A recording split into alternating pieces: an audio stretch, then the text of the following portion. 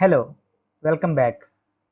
In this lecture, we will see calculation of normal and shear stresses in an oblique plane when the member is subjected to two direct forces which are perpendicular in direction.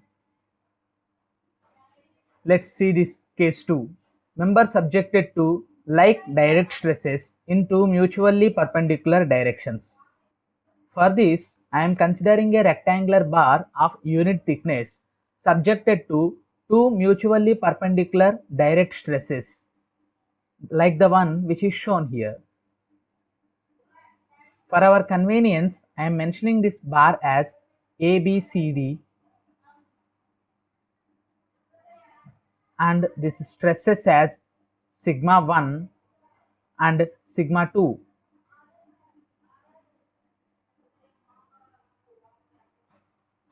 Now, to resolve the forces in an oblique section, I am considering an oblique section which is passing through point C.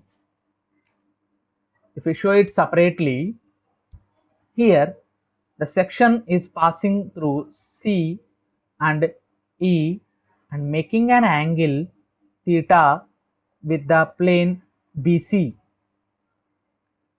Now, if we elaborate this section, we will get a triangle.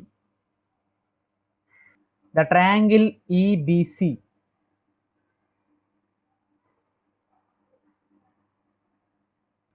The force which is caused by the stress sigma 1 can be written like P1 in this direction, which is equal to magnitude of stress sigma 1 into cross sectional area BC into 1. And in the same way, the force which is due to this stress sigma 2 will represented in the form of P2, which is having a value of intensity sigma 2 into cross sectional area EB into 1. Now I am going to resolve these forces on the oblique plane EC as Pn and Pt, which are normal and tangential forces on the plane EC. So here I am considering this figure EBC.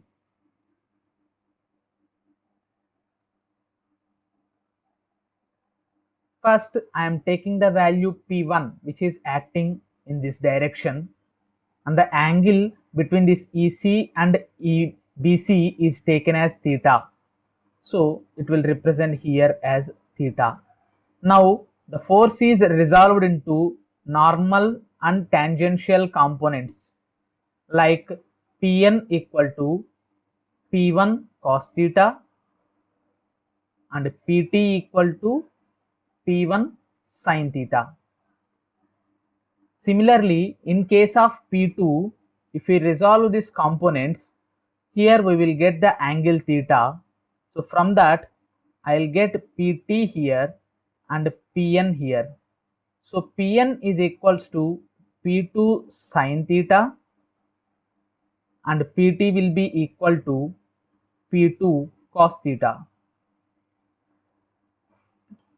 So to resolve these forces in a total manner, I am taking the normal stresses Pn equal to P1 cos theta plus P2 sin theta, which is the sum of both the forces.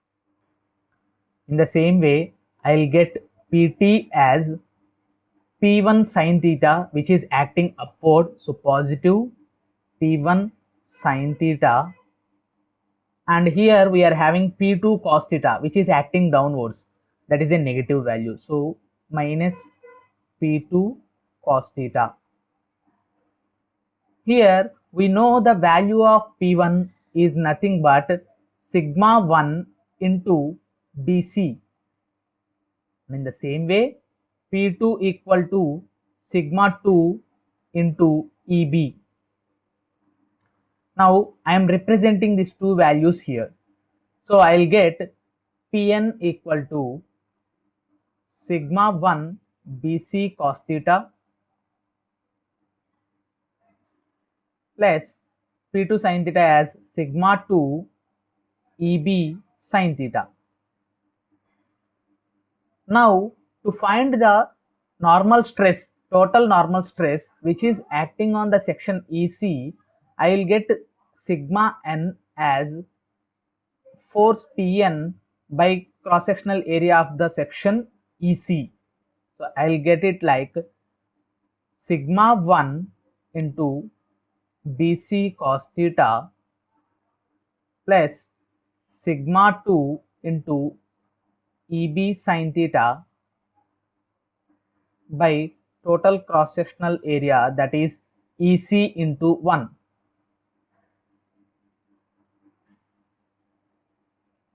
If I am resolving it, I will get values like sigma 1 cos theta into BC by EC. BC is the adjacent side with corresponding to this angle theta, and EC is the hypotenuse. So adjacent side by hypotenuse, I will get it as cos theta. The same way, I will get sigma 2 into sin theta into EB by EC. EB is the opposite side and EC is the hypotenuse. So I will get it as sin theta. So I can rewrite it like sigma 1 cos square theta plus sigma 2 sin square theta. Now from trigonometric equations, I am rewriting this cos square theta like 1 plus cos 2 theta by 2. In the same way, I am rewriting this sin square theta like 1 plus,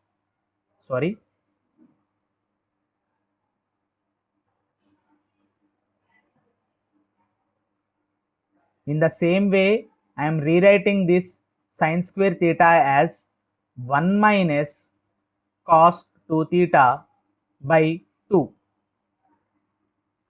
So by simplifying it, I will get the value of sigma n as sigma 1 plus sigma 2 by 2, which I take it common,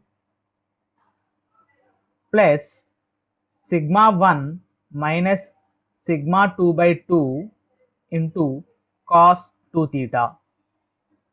So this is the value of normal stress, total normal stress acting on this oblique plane EC, which is making an angle theta with the plane BC. Now let us see in case of PT, which is the tangential force. So I am rewriting this one again here.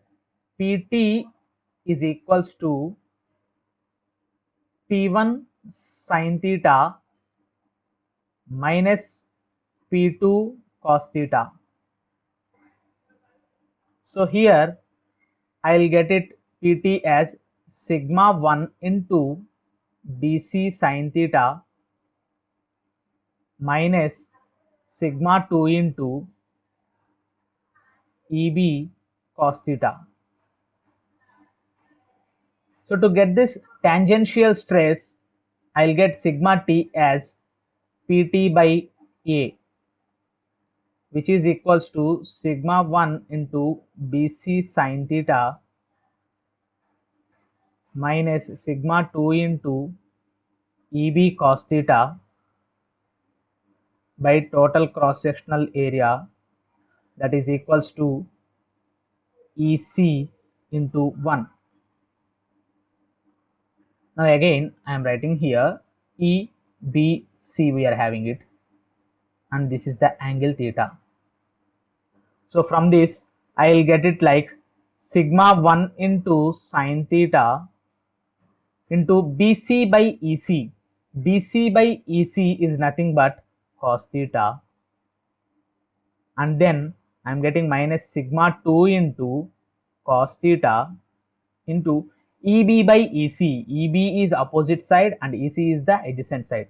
So I got it sin theta. So here I am getting sigma 1 minus sigma 2 into sin theta cos theta. So if I convert it, I will get it like sigma 1 minus sigma 2 into sine 2 theta by 2. So finally, I'll get the value of tangential stress as sigma 1 minus sigma 2 by 2 into sine 2 theta. So totally, we are getting the values of normal stress and tangential stress on the oblique plane like sigma n equal to sigma 1 plus sigma 2 by 2 plus sigma 1 minus sigma 2 by 2 into cos 2 theta, and tangential stress as sigma t equal to sigma 1 minus sigma 2 by 2 into sine 2 theta. From these two, we will get resultant as under the square root of sigma n whole square plus sigma t whole square. So here we will have one more topic, that is called obliquity. See, if we see here, this is the sigma n value which we got, and this is the sigma t value. Then obliquity is defined like the angle made by the resultant stress with the normal stress of the oblique plane is called obliquity. So to this sigma n and sigma t, if this is the resultant stress sigma r, then the angle between this resultant stress and the normal stress is called as angle of obliquity or obliquity, and it is denoted by the symbol phi. And mathematically, we will represent it like tan phi equal to sigma t by sigma n, which we will obtain it by using parallelogram theorem, that is sigma t and sigma n. So tan phi equal to sigma t by sigma n. So this is the case 2.